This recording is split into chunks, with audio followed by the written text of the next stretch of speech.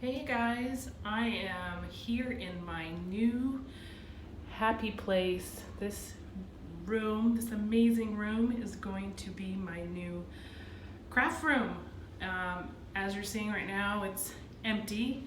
We haven't moved all my craft room stuff into the house yet because I want to paint before I bring all my furniture in, but I am super excited to have my very own space with a door. So exciting. I will also have my office for work in this little corner here, but there is still so much room for me to put tons of storage and have fun. I have this huge closet that I haven't figured out what I'm gonna do with yet. So if you guys have some ideas,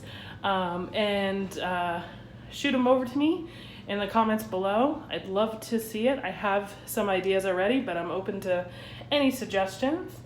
But I'm super excited that we're here. We're finally here, and I can begin organizing this room. I am so thrilled. So I hope you join me in this adventure, and I'll keep posting updates as they happen.